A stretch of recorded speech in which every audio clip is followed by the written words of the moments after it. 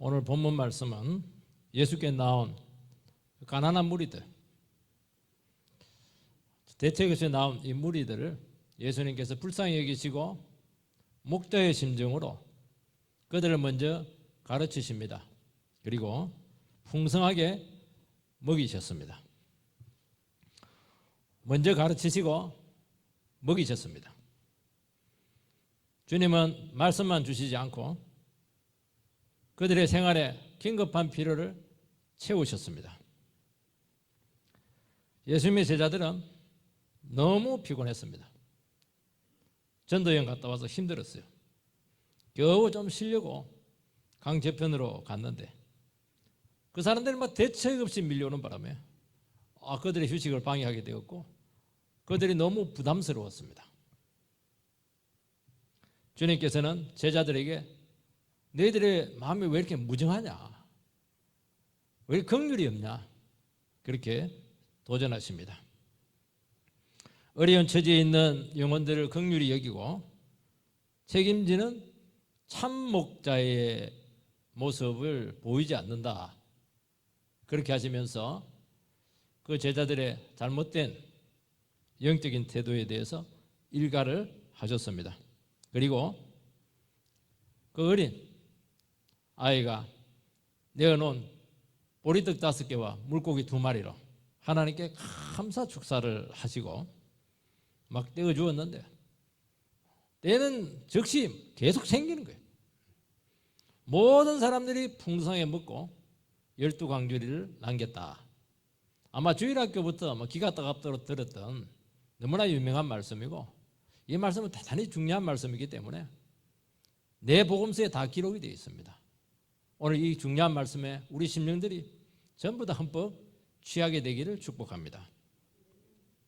30절 31절 사도들이 예수께 모여 자기들이 행한 것과 가르친 것을 낱낱이 고하니 이르시되 너희는 따로 한적한 곳에 가서 잠깐 쉬어라 하시니 이는 오고 가는 사람이 많아 음식 먹을 겨를이 없습니다. 주님께서는 제자들을 둘씩 보내어서 전도를 시켰습니다. 엄청난 전도의 열매가 나타나게 되었습니다. 와가지고 막 너무 은혜를 많이 받으니까 막 할 말이 너무 많았어요. 주님께서는 그들 눈을 보니까 너무 피곤한 거예요. 막 충혈이 되어 있습니다. 자기들은 필요한 줄도 몰라요. 너무 기쁘면 필요한 줄 모르거든요. 안 되겠다. 쉬어라. 배 타고 건너편으로 가서 조용하게 쉬어라. 여기는 사람이 너무 많아서 전도를 많이 하니까 사람들이 막 밀려오는 거예요. 지금 주님께서는 쉼이 중요하다는 것을 아셨습니다. 오늘 우리 사회는 일 중독자들이 너무 많아요. 일 중독이 과연 장기적으로 능률에 효과가 있느냐? 없습니다. 연구 결과 없습니다. 쉬어야 돼요.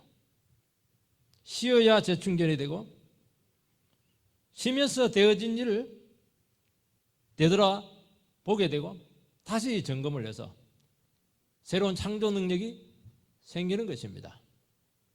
창조적인 사람들은 막 일하는 사람들이 아니에요. 막 노는 것 같아요. 그런데 거기서 놀라운 일들이 다 생기는 겁니다. 아이디어가 다 나오는 거예요. 여러분 시간이 많다고 해서 쉬는 게 아닙니다. 더 피곤해요. 시간만 하면. 영혼이 주님과 소통이 되어야 쉬는 것입니다. 몸만 풀어진다고 풀어지는 게 아니에요, 여러분. 영혼이 풀어져야 몸이 풀어지는 겁니다. 영혼이 살아나야 삶이 살아나는 겁니다. 그게 쉬는 거예요. 예배는 주님 안에서 소통하는 것이고 평안을 찾는 것이고 안식하는 시간입니다. 예배 시간인데도 막 어제까지 있었던 그 사업 생각하고 그러면 안 돼요.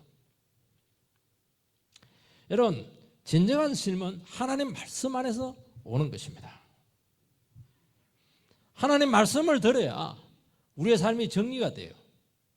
시간 많으면 무슨 소용이 있어요? 내 삶이 엉망인데 지금 무질서한데요. 하나님의 말씀을 들으면서 맡길 것은 맡기고 감당할 것은 감당하고 내려놓을 것은 내려놓습니다. 정리가 딱 되는 겁니다. 그러면 영혼이 가벼워지게 되고 우리 몸과 마음이 가벼워지게 되고 당연히 우리의 삶은 살아나게 돼 있죠. 하나님도 도우세요. 하나님과 소통하는데 안 될 게 뭐가 있습니까? 꽉 막혔으니까 일이 안 되는 거예요. 마귀는 지금 주일 성수를 못하도록 온갖 지금 계략을 꾸미고 있습니다. 예배를 드리면 안 되거든요. 예배를 안 드려야 꽉 막히죠. 여러분, 주일 성수가 안 되면 끊어지지가 않아요. 내가 하는 일에서 끊어지지가 않아요. 왜냐하면 일은 늘 바쁘거든. 농사일은 늘 바쁘거든. 하루 안 하면 과일 다 떨어져 버려요. 학생들 내일 시험인데 아니 예배 시간에 영어 단어를 얼마나 많이 외울 수가 있겠어요. 공부가 안 끊어지는 거예요. 이게. 여러분, 예배를 드리지 않으면 우리의 삶을 절대로 끊어낼 수가 없어요. 정리가 안 되는 겁니다. 그러니까 어떻게 하는지도 모르고 피곤은 쌓이고 막 그냥 가긴 가는데 열매가 있느냐? 없습니다. 빨리 깨달아야 돼요. 하나님의 백성들은 하나님의 형상을 닮았기 때문에 영혼이 살아나야 돼요. 영혼이 죽은 상태에서 무슨 일을 할 수가 있겠습니까? 죽은 일만 할 수밖에 없지 않겠습니까? 그리고 반드시 하나님의 축복을 받아야 되는 것입니다. 심이라고 하는 것도 내 결심으로 되는 것이 아니고 믿음이 있어야 된다, 그렇게 말씀하고 있는 것입니다. 오늘 우리 성도님들 이곳에 아마 믿음으로 예배드리러 나온 줄 믿습니다. 성도님들에게 진정한 심을 선포합니다.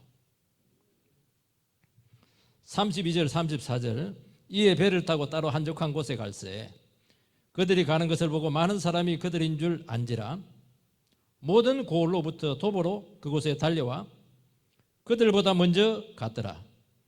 예수께서 나오사 큰 무리를 보시고 그 목자 없는 양 같음으로 인하여 불쌍히 여기사 이에 여러 가지로 가르치시더라.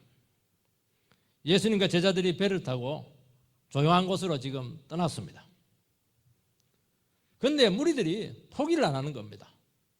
배 타고 가는데 무리들은 그 호수 주위를 막 뛰어가는 거예요. 막 우르르 무리들이 막 뛰어가요. 먼저 가서 딱 기다리고 있습니다. 기가 막히죠. 쉬고 싶은데. 여기서 백성이라고 하지 않고 무리라 그렇게 표현한 것은 의미가 있습니다. 백성은 유대인들이거든요. 하나님의 백성이고. 무리는 뭡니까? 사람 축에도 끼지 못하는 그런 존재들이에요. 아웃사이더들, 세리와 창기와 죄인들, 밀리고 밀려가지고 더 이상 막장 인생에서 나갈 곳도 없는 그런 존재들입니다. 이들은 갈 데가 없어요. 예수밖에 없어요. 그런데 제자들 입장에 봤을 때는 너무 귀중한 휴식을 방해한 귀찮은 존재들이라는 것이죠. 제가 서울에서 어린이 사역을 한 7년 했는데 점심시간만 되면 교회로 오는 그 옆에 있는 그 판자촌, 송파구에 보면 옛날 판자촌 있었거든요. 점심시간만 되면 밥 먹으려고 하면 이놈들이 그냥 5, 7명씩 막 오는 거예요. 그들이 뭐 기도하기 위해서 왔겠습니까? 성전을 사모해서 왔겠습니까? 더러운 옷을 입고 냄새 막 풍기면서 막 식사하려고 하면 막 마음에 걸리는 거예요. 이게. 그때 내가 이 애들 전도 애들이지만 정말 목자의 심정으로 대하는 것이 쉽지 않다 하는 것을 많이 깨달았습니다. 예수님께서는 대책 없이 나온 무리를 보시고 불쌍히 여기셨습니다. 불쌍히 여기다고 하는 것은 마음으로 동정하는 그게 정도가 아니에요. 고통을 함께 느낀다. 저 깊은 곳 속에 속창자가 끊어지는 고통으로 무리들을 보았다. 아픔을 느꼈다는 겁니다. 주님께서는 막 대책 없이 굶고 나온 그 무리들을 그들 속에 있는 그 절망을 보았고 좌절을 보았고 소망 없음, 고통을 느끼셨습니다.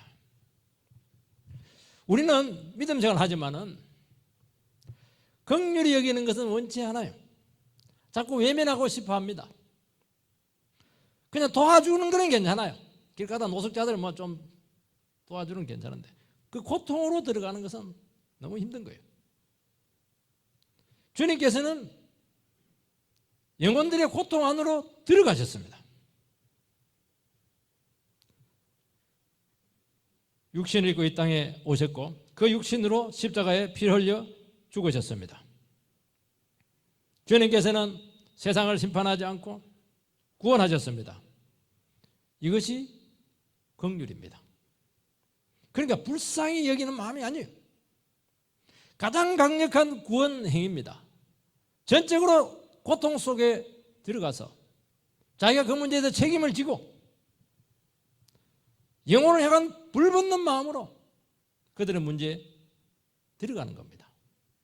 그러니까 구원의 첫 출발은 뭐냐? 하나님의 긍휼의 마음, 불붙는 마음, 이 마음이 있어야 된다는 것이고 주님께서는 우리 모두에게도 이 심령을 지금 요구하고 있는 것입니다. 하나님 나라에 필요한 영혼들은 유능하면 좋아요. 재주가 많으면 참 좋아요. 일이 잘 돼요. 그리고 쉽게 소기의 목적을 달성을 합니다. 그러나 이 유능함이라고 하는 것은 성령으로 다스려지지 않으면 대단히 위험할 수가 있는 거예요. 자기 탐욕의 도구가 될 수가 있고 온갖 거짓을 써서 막 다른 영혼을 고통스럽게 할 수가 있는 것입니다. 재주라도 없었으면 머리라도 나빴으면 그렇게 안 할 텐데 너무 뛰어나니까 문제가 될 수 있는 거 이게. 여러분 하나님 나라에서 가장 필요한 자질은 뭐냐? 긍휼의 마음을 가진 사람입니다. 주님께서는 이런 한 마리 양을 구하기 위해서 90마리 양을 그냥 그 다리에 두고 그 고통의 현장으로 찾아가셨습니다. 우리 생각 같아서는 90마리 이게 잘 간수하는 게 낫지 않겠습니까? 한 마리 그 양은 말을 안 들어요. 늘 옆길을 가요. 자기가 그냥 잘못해가지고 죄지어가지고 절벽에 떨어져가지고 죽지는 않고 나무에 뭐 걸쳐 있어요. 그 양을 왜 구원하러 갑니까? 주님께서는 바로 그 한 마리 양을 구원하러 가시는 목자라는 것입니다. 주님은 절대로 영혼을 수의 개념으로 보지 않습니다. 한 번씩 우리 성도님들이 개업 예배를 드릴 때가 있어요. 그때 반드시 저는 이 말씀을 권면합니다. 사업하는 영적인 목적을 분명히 하라는 겁니다. 물론 사업이라고 하는 것, 장사라고 하는 것은 이윤 추구입니다. 그걸 절대로 부인해서는 안 돼요. 중요한 겁니다, 여러분. 남겨야죠. 그러나 그렇지 않은 데는 영적인 목적이 있어야 썩지 않는다는 것입니다. 왜냐하면 이것이 없으면 고객을 이윤 추구의 대상으로 본다는 거예요. 두당 얼마잖아요. 벌써 계산이 나오지 않습니까? 숫자로 보지 말고 영혼으로 보라는 것입니다. 그러면 고객을 대하는 접근법 자체가 완전히 달라요. 여러분, 고객들은 영혼을 어떻게 대하는지, 영혼으로 대하는지, 장사 속으로 대하는지 금방 파악합니다. 모를 것 같아요? 금방 압니다. 아, 저 사람은 나를 그냥 이용 가치로 여기는구나. 저 사람은 조금이라도 내 영혼에 대해서 생각하는 것이 있구나. 어느 사람에게 찾아가겠습니까, 여러분? 저라도 앞사람이죠. 이 모든 것들이 어디에서 나오느냐? 영혼에 대한 관심, 긍휼에서 나온다는 거예요. 요즘 목회 성공이라고 하는 말이 많습니다. 근데 이 말 자체가 세상 개념이에요. 큰 교회, 많은 성도, 물론 말씀을 해서 커지면 얼마나 감사하겠어요. 엄청난 헌금 사업, 그거 필요해요. 그거 부정하지 않습니다. 목회라고 하는 것은, 하나님 나라 사역이라고 하는 것은 한 영혼을 구원하는 것입니다. 영혼의 영적인 상태를 알고 그 고통 속으로 들어가는 것입니다. 이걸 잃어버리면 아무리 아무리 많은 사람들이 모이고 이렇게 해도 하나님께서 그 교회는 인정하지 않겠다는 것입니다. 이것이 무엇입니까? 이게 부르심이죠. 부르심을 뭐 월급 때문에 찾아갑니까? 영혼 때문에 찾아가지 않습니까? 영혼의 고통을 외면할 수가 없어서 모든 것 다 버리고 청춘 버리고 자기 인생 내려놓고 자기 자신을 던지지 않습니까? 이게 부르심이에요. 그러니까 사명이 귀하다는 것입니다. 왜냐하면 생명을 다루기 때문이죠. 의사는 사명자입니다. 월급을 많이 받는다, 돈을 많이 번다, 그게 아니라는 거예요. 의사는 피를 역교해서는 안 되고 고름을 봐야 돼요. 쥐어짜야 돼요. 새벽에라도 수술칼 들고 죽어가는 영혼을 살리기 위해서 고도의 집중력을 발휘하는 것입니다. 이것이 사명입니다. 부르심이에요. 부르심으로 하는 겁니다, 여러분. 주님께서는 무리를 목자 없는 영으로 보셨습니다. 목자는 영혼의 상태를 봅니다. 이해관계로 보지 않습니다. 영혼의 필요를 먼저 본다는 것입니다. 이 무리들은 휴식을 방해한 정말 기대할 것이 없는 귀찮은 존재들입니다. 그런데 주님은 그렇게 보지 않았다는 거예요. 주님께 나가면 뭔가 길이 있겠지. 아무도 우리 영혼을 책임지지 않는데 주님께서는 우리의 마음을 알아주겠지. 그 지푸라기라도 잡으려고 하는 그 심정으로 주님께 나온 거예요. 그들이 뭐 헌금을 가지고 왔겠으면 아무것도 없어요.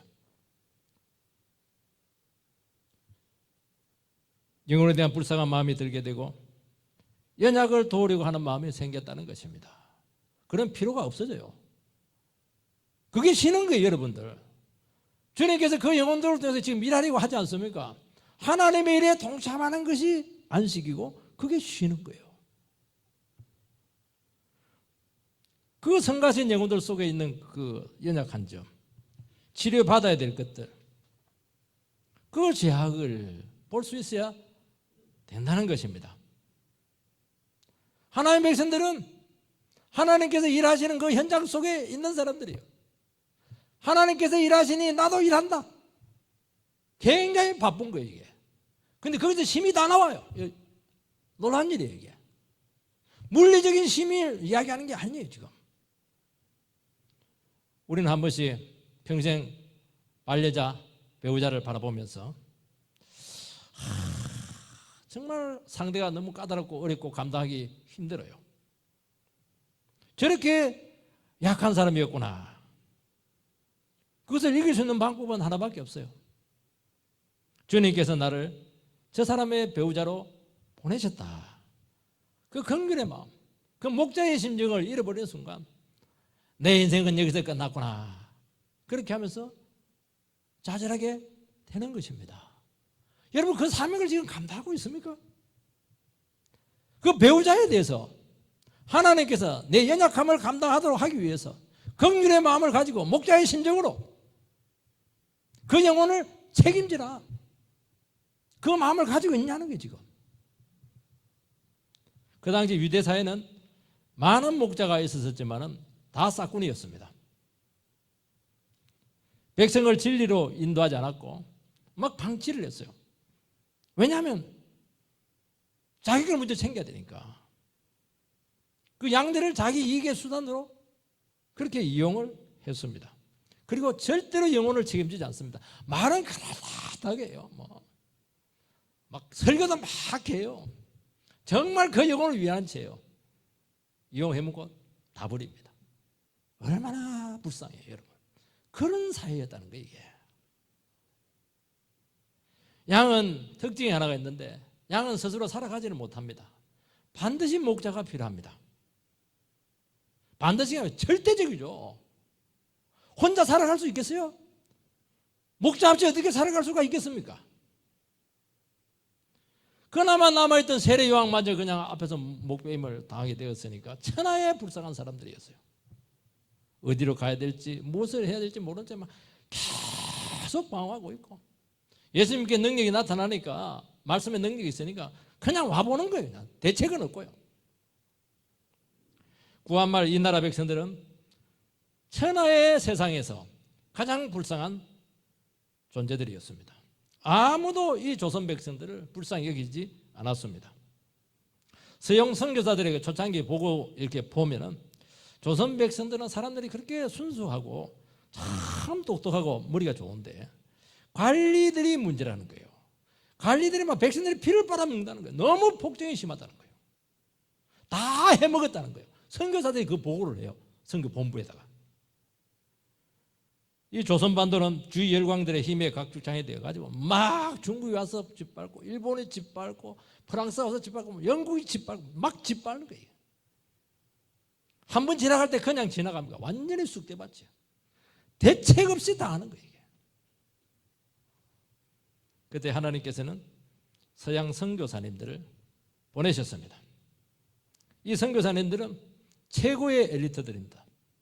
스탠포드, 하버드, 예일, 결혼도 포기하고 젊은도 포기하고 미래도 포기하고 이름도 알지 못하는 그 조선반도에 와서 뭐라고 얘기했습니까? 한마디 얘기했습니다.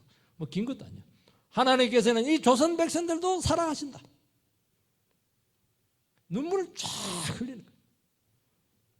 고통받는 조선 사람을 위해서 그들은 싸웠고 그리고 국제적으로 독립을 알리는 아주 중요한 역할을 하게 되었습니다. 동남아에 있는 선교사님들은 제국의 앞잡이들이다 이렇게 해가지고 전부 다 배척을 해요. 왜냐하면 전함을 타고 왔거든요. 우리나라는 안 그랬어요. 우리나라는 일본이 저기라 가지고 서양 선교사를 막 너무 좋아했어요. 여기서 백성들의 마음이 완전히 녹았습니다. 여러분, 이 나라는 누가 세웠느냐? 선교사들의 피와 땀 위에 그들의 수고와 기도 위에 세워졌다는 것을 부인하지 말아야 된다는 겁니다. 누가 이 백성을 사랑했어요? 누가 이 백성을 와서 피를 뿌려주고 땀을 흘리고 고통을 감당을 했습니까? 복음 하나 들고 아무 이름도 모르는 그야말로 버림받은 세상에서 제일 불쌍한 그 백성들을 사랑했던 그 선교사님들이었어요. 우리는 그 수고를 절대로 잊어서는 안 된다는 겁니다. 오늘 많은 성도님들이 목자를 찾지 못해서 막 방황하고 있는 영혼들이 너무 많아요. 일어났는데 교회 갈 데가 없어요. 요즘은 더 갈 데가 없어요. 집에서 드리는 것도 뭐 한두 번이죠. 그게 어떻게 예배라고 할 수가 있겠습니까? 교회에서 상처받고 지도자들에게 실망한 영혼들이 너무 많아요. 나갈 교회가 없다고 해요. 영혼을 맡길 곳이 없다고 해요. 교회 와도 그냥 한 발은 안에 놔놓고 한 발은 바깥에 놔놓고 여차하면 막 간다. 그 심정으로 오니까 거기서 무슨 은혜가 있고 거기서 무슨 축복이 있고 긍휼이 있겠습니까? 그게 불행하다는 거예요. 그게.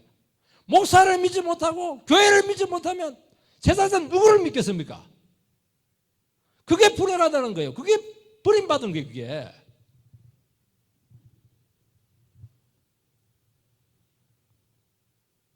여러분, 우리가 교회를 믿고 거룩한 공회를 믿사오며 우리 오늘 사도신경에도 고백했잖아요. 거룩한 공회를 믿사오며 교회를 안 믿는 사람들은요 사도신경 할 때 그걸 빼요. 거룩한 공회를 믿사오며 안 해요. 다른 사람하고 너무 상처를 받아가지고 그게 그렇게 불행하다는 거예요. 주님께서는 무리들에게 먼저 먹을 것을 주지 않고 말씀을 가르치셨습니다. 그들은 얼마나 다급한 긴급한 필요들이 많았어요. 그렇지만은 그거는 뒤로 미루고 본질적인 필요를 주셨는데 그 본질적인 필요가 말씀입니다. 가난한 사람들이 있습니다. 질병이 있어요. 고난받는 영혼들이 있습니다. 너무 다급하죠. 하나님께서는 말씀을 먹으셨다는 겁니다. 복음은 하나님의 사랑을 가져오게 하고 책임지는 삶을 살게 하고 비참한 현실에서 일어나게 하고 빵을 주지 않고 빵 만드는 방법을 주님께서는 주신다는 것입니다. 그래서 내 인생을 살아라는 거예요. 남의 인생 살지 말고 막 인생 살지 말고 너의 인생을 살아라는 거예요. 너의 인생이 뭡니까? 하나님께서 우리에게 주신 고유한 목적이 있는 삶을 살아라는 겁니다. 여러분, 교회는 우리 모든 성도님들의 모든 먹고 사는 문제 책임 못 집니다. 저는 그럴 힘도 없습니다. 그러나 말씀을 가르치면 다 하는 것입니다. 여러분, 말씀으로 안 되면 안 되는 거예요, 여러분들. 물론 약하기 때문에 뭐 그냥 잘 대해주기도 하고 뭐 뭘 그도 사주기도 하지만은 그거 갖고 안 되는 거예요. 말씀에 붙들려야 된다는 것입니다. 여러분, 말씀에 여러분들의 인생을 책임지게 될 것이고 여러분의 인생을 세울 것입니다. 주저앉은 자리에서 일어서게 한다는 거예요. 35절에서 37절, 때가 저물어 가며 제자들이 예수께 나와 여짜오되 이곳은 빈들이요 날도 저물어 가니 무리를 보내어 두루 총과 마을로 가서 무엇을 사 먹게 하옵소서. 무리를 보내어 두루 총과 마을로 가서 무엇을 사 먹게 하옵소서. 대답하여 이르시되 너희가 먹을 것을 주라 하시니 여짜오되 우리가 가서 200데나리온의 떡을 사다 먹이리이까. 지금 오랫동안 부엉이를 해가지고 지금 날이 저물어 가고 배가 고픈데 먹을 것이 없습니다. 실존적인 위기죠. 남자 장정만 5천이니까 여자 어린아이가 합하면 2만 명 정도 되는 어마어마한 무리들입니다. 빈들이에요. 지금 식당도 없습니다. 제자들이 막 날은 저물어 가는데 막 걱정이 되는 거예요. 부담이 되어가지고 먼저 이렇게 와서 예수님 지금 먹을 것도 없고 날은 저물어 가는데 각자 알아서 그냥 가서 그냥 사 먹게 하시기 바랍니다. 그렇게 하면 좋겠습니다. 그렇게 이야기하는 거 얼마나 부담이 됐으면 그렇게 했겠습니까? 예수님의 대답은 너희가 먹을 것을 주라는 겁니다. 무슨 뚱땅지 같은 말씀을 하고 있습니까? 주님께서는 불가능한 요구를 했습니다. 200, 그러니까 바로 계산이 나와요. 200데나리온 떡으로도 안 됩니다. 1데나리온은 하루 임금이니까 10만 원씩 잡으면 2천만 원이에요. 안 된다는 거예요. 왜 안 되는 말을 우리에게 해서 피곤하게 하십니까? 여러분, 주님께서 우리에게 불가능한 요구를 하실 때는 나는 안 되지만 주님은 대책이 있다는 겁니다. 믿으시기 바랍니다. 여러분, 부모님을 모셔야 돼요. 기도하면 뭐라고 응답합니까? 기도 안 하죠. 형님이 모시면 되니까. 기도하면 뭐라고 얘기해요? 네가 모시라는 거예요. 불가능합니다, 하나님. 집도 좁고 생활비도 지금 부족하고 공부도 더 해야 되고 지금 임신 중이라서 모실 수가 없습니다.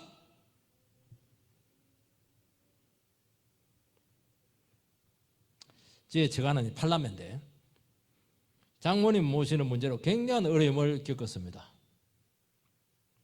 팔남매예요. 이남 6녀입니다. 기도 안 했는데 어느 날 주님이 기도하라고 했습니다. 기도하니까 네가 모시라는 거예요.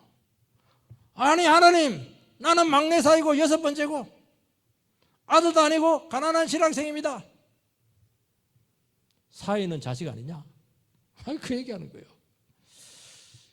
근데 뭐 오라 소리도 하는데 이분이 벌써 간파를 하고 주님이 보낸지 와버렸어요. 짐 싸가지고. 주님의 뜻인갑다 생각하고 뭐 제가 와서 오시라 그렇게 하진 않았어요. 와버렸어요. 주님 보내셨는가 봐요. 그런데 너무너무 풍성했습니다. 이게 참 생각하고 다르구나. 이분도 워낙 처신이 분명하셨기 때문에 참 좋은 부분이 있었기 때문에 감당했겠지만 저는 너무 행복했어요.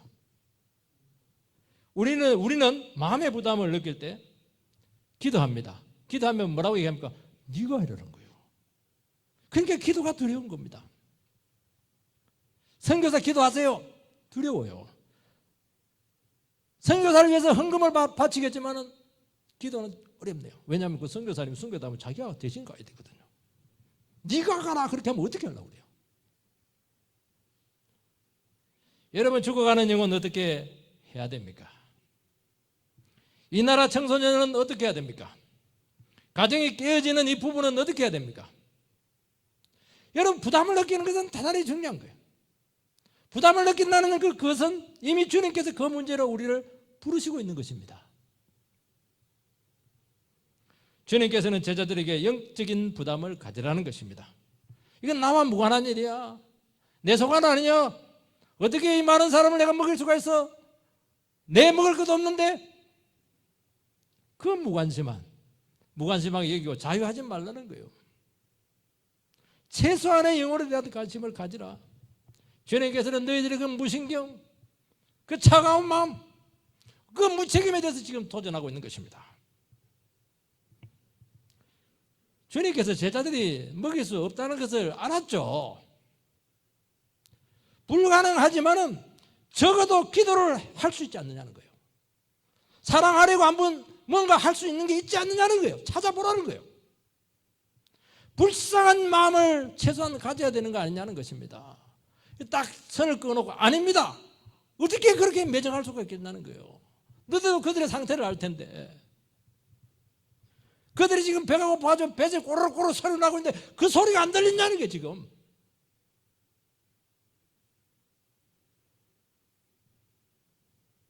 여러분, 주님께서는 믿음의 요소, 사랑의 요소, 목자의 심정을 지금 묻고 있는 것입니다. 주님은 불쌍한 영혼에 대한 특별한 대책이 있는데 왜 너희들이 처음부터 마음을 닫고 외면하느냐는 거예요. 여러분, 마음이 문제라는 겁니다. 우리는 돈도 없고 힘도 없고 시간도 없고 다 없어요. 아니라는 거예요. 네 마음이 지금 어디 갔냐는 거예요. 지금 긍휼이 있으면요 할 일이 눈에 들어와요. 마음을 닫으면요 눈에 뻔히 보이는데도 안 보여요. 긍휼의 관점에서 어려울수록 할 일이 좀 많아지고 더 바빠지는 겁니다. 지금 코로나라 가지고 모이지도 못해요. 성경도 못해요. 신방도 못해요. 아무것도 못해요. 식사도 못해요. 어떻게 해야 됩니까? 하나님은 전도해라. 전도는 가능하잖아요. 할 일이 보인다니까요. 도우세요. 38절 이르시되 너희에게 떡 몇 개나 있는지 가서 보라 하시니 알아보고 이르되 떡 5개와 물고기 2마리가 있더이다 하거늘. 여러분, 예수님 앞에서 할 수 있습니다. 할 수 없습니다. 그게 아니에요. 된다 안 된다 그 말 하지 말라는 거야. 할 수 있습니다.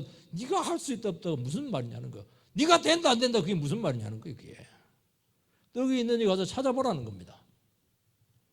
찾아가 보니까 보리떡 5개와 물고기 2마리예요. 아니 이거 가지고 뭘요? 이거 아니 오병이어 보리떡 5개 물고기 2마리로 5,000명 연결이 안 되는 겁니다. 이게 안 되는 겁니다. 이거는 여러분, 주님께서는 기적으로 먹이실 수 있어요. 그거 시킬 필요 없어요. 바로 먹일 수 있어요. 굳이 사랑의 행위를 우리로 하여금 하게 하신다는 것입니다. 주님은 기적은 신적인 기능인데 반드시 신적인 기능, 기적을 일으키실 때 인간적인 요소를 쓰신다는 것입니다. 그래서 그 인간적인 요소로 반응하는 사람들이 기적의 산증인이 되는 것입니다. 순수한 사랑이 있느냐? 정말 이해관계를 떠난 관심을 가지고 있느냐? 주님에 대한 전적인 의뢰하는 것이 있느냐? 불가능하지만 하나님 앞에 나가서 맡기는 기도를 하고 있는가? 그건 우리가 할 수 있잖아요. 그것을 확인하신다는 것입니다. 그 사람에게 기적을 일으키신다는 것입니다. 할 수 있는 범위 안에서 순종했을 때 나머지는 내가 다 책임지겠다는 겁니다. 이게 주님이 일하시는 방식입니다. 우리는 다 하려고 하니까, 다 갖추려고 하니까, 모든 것을 다 책임지려고 하니까 처음부터 안 합니다. 그건 안 되는구나. 그 말이죠. 불가능하지만은 할 수 있는 범위 안에서 최선을 다합니다. 주님은 우리에게 없는 것 요구하지 않습니다. 있는 것 내놔라는 거예요. 있는 거 있잖아. 기름병 한 병은 있잖아. 기름병 내놔라는 거예요. 3년을 딱 먹이십니다. 기름병 하나 그거 가지고. 작은 관심과 배려들, 작은 헌금들, 그 짜투리 시간들, 그 힘을 들으십시오. 큰 순종이 아닙니다. 우리 크게 한번 할게요. 크게 헌금해서 그리 하지 말고 지금 헌금하고 11조 해라는 거예요. 그거. 너무 생각이 많고 계산적이면 삶에 아무 일도 일어나지 않아요. 그게 권태입니다. 그게 허무한 거예요. 어떻게 그럴 수가 있어요? 하나님 살아계시는데 우리를 통해서 막 그냥 막 생명 역사가 나타나야 되는데 아무 일도 일어나지 않아. 죽었죠. 어린아이가 왜 내놔서 어른들은 뭐 도시락 없었습니까? 어른들이 생각하는 거예요. 먹을 게 없구나. 가면서 내가 돌 뒤에 가서 혼자 먹어야지. 짱 박혀서. 안 내놔요. 어린애는 안 그래요. 어린애는 계산되지 않거든요. 주님이 내놔라 해서 여기 있어요. 내놓는 거예요. 단순하게. 위대한 기적의 출발은 항상 미미하다는 것입니다. 여러분, 마더 테레사 사역의 위대한 전환점은 미미한 시작이었어요. 어느 날 쥐와 개미에게 막 반쯤 먹힌 여인의 시체를 봤어요. 또 하나 시체까지는 아닌데 또 봅니다. 시궁창에서 막 죽어가는 한 남자. 그 남자를 데려와서 돌봐주었습니다. 죽기 전에 이 남자가 하는 말이 있어요. 저는 거리에서 짐승처럼 살았습니다. 이제 작은 사랑을 받고 보호를 받으니 내가 천사가 되어서 죽는 것 같습니다. 그 이 남자가 3시간 후에 그 해맑은 미소를 지으면서 죽음을 맞이하는 것을 봅니다. 그때 테레사 소녀는 이거구나. 사람이 홀로 죽어가게 해서는 안 되겠구나. 그때 딱 다짐을 합니다. 너무너무 미미한 시작이지 않겠습니까? 이 다짐이 씨앗이 되어서 1952년 죽어가는 사람들의 집이라고 하는 아주 전 세계적으로 퍼져나갔죠. 미미한 시작에서, 미미한 가짐에서 시작되었다는 거예요. 39절 40절 제자들에게 명하사 그 모든 사람으로 때를 지어 푸른 잔디 위에 앉게 하시니 때로 혹 100명씩 혹 50명씩 앉은지라. 기적을 일으키기 전에 100명씩 50명씩 앉으라 했습니다. 그전에는 막 개떼처럼 밀려왔는데 누구를 보고 앉습니까? 뭘 보고 앉아 있습니까? 빵과 고기가 보이지 않아요. 순종합니다. 여러분, 은혜 받으면 순종합니다. 질서가 생겨요. 무질서 속에 기적은 없어요. 주님을 잠잠히 기다리는 영혼에게 주님께서는 축복을 주십니다. 예배를 드렸습니다. 저녁에 식구들이 모여가지고 차분하게 자기 자리를 지키고 자기 일을 감당합니다. 질서 있게 움직이고 우리 가정 너무 평안하다. 주님께서 우리 가정에 함께 하신다. 그러면 그 식구들 전체 마음속에 무슨 마음이 생기냐니까 주님께서 우리 가정을 통해서 일하신다. 뭔가 길을 일으킬 것이다. 그런 믿음이 생기는 겁니다. 그런데 막 예배드리고 나서 도떼기처럼 싸우고 손가락질하고 교회도 은혜 받으면 소리가 없는데요. 막 저절로 헌신하고 부흥이 일어나는데 막 서로 싸우고 미워하고 헐뜯고 막 뒤에서 온갖 소리 다 하고 거기서 무슨 놈의 기적이 있겠어요. 32절 41절 42절 예수께서 떡 5개와 물고기 2마리를 가지사 하늘을 우러러 축사하시고 떡을 떼어 제자들에게 주어 사람들에게 나누어 주게 하시고 또 물고기 2마리도 모든 사람에게 나누시며 다 배불리 먹고 주님께서는 먼저 하늘을 바라보며 축복 기도합니다. 왜 하나님께서 감사 기도를 했습니까? 주님 알았어요. 이미 기적이 왔다는 겁니다. 내 안에 기적이 왔고 그 기적을 보고 있습니다. 그러니까 감사를 하는 것입니다.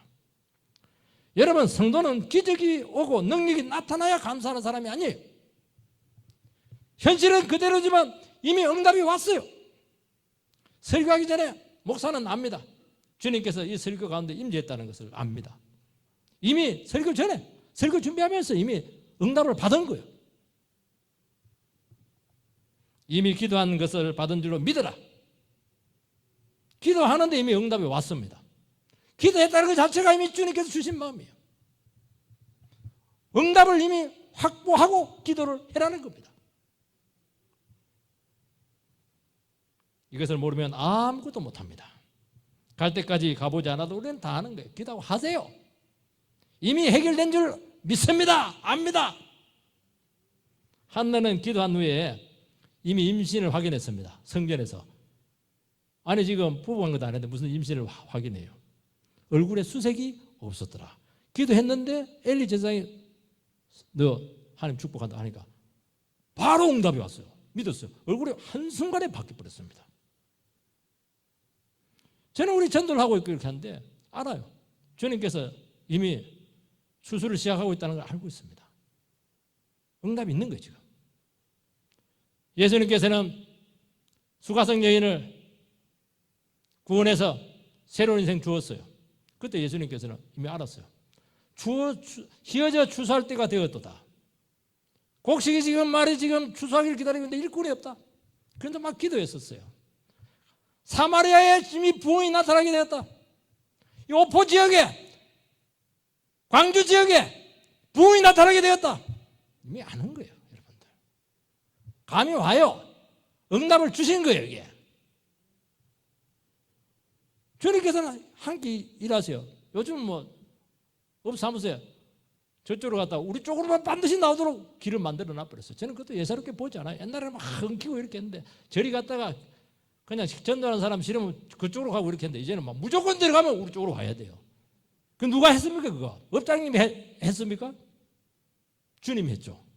여러분 주님께서 이미 응답을 하고 있는 거예요. 믿으시기 바랍니다.